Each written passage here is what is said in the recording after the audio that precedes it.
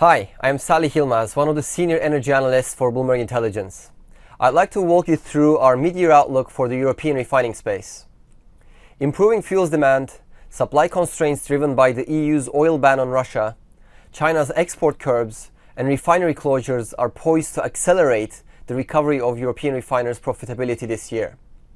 The fundamentals in 2021 remain challenging, though record refining margins this year will bolster cash generation. Elevated crude oil pricing means higher feedstock costs, which tend to weigh on the refiners' profitability.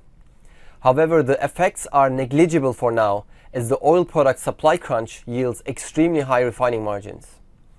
We continue to see risks skewed to the upside for crude prices, which would remain a headwind for refiners. The end of maintenance period also means refinery activity is poised to increase, which should help ease market tension in oil products and could weigh on refining margins in the second half. We nonetheless expect these margins to stay relatively healthy and above the historical average, given resilient demand and risk of further disruption to product flows from Russia. Longer term, new refineries coming online in the Middle East and Asia could help ease the supply deficit in oil product markets. The EU's embargo on Russian oil amplifies the extended shock of a global refined products shortage. Around 2 million barrels a day of Russian product exports may struggle to find buyers. Diesel may suffer the most, as it accounts for 1 million barrels a day of supply and, unlike crude oil, cannot be redirected to India and China, which are net long in supply. The EU was still importing about 800,000 barrels a day of diesel from Russia in April, according to the IEA. Refining margins are currently extremely high due to the lack of enough available capacity and the embargo on Russian exports. Beyond the near term, however, refining overcapacity may still pressure refining margins in Europe, and we continue to believe that facilities lacking flexibility and complexity, especially those in Europe, could suffer the most.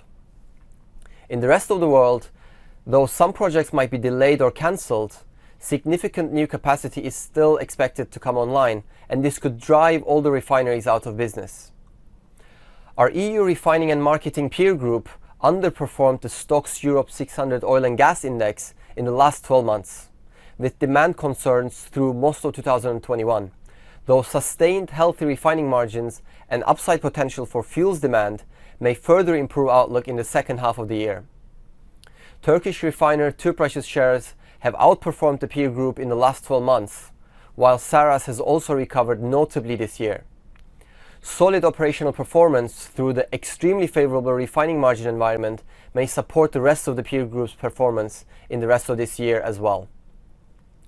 Crude prices may remain elevated in the near term, posing a headwind for refiners. An increase in refining activity may help ease the tension in the products markets and weigh on margins in the second half of the year, though, as mentioned, we expect them to remain above historical average.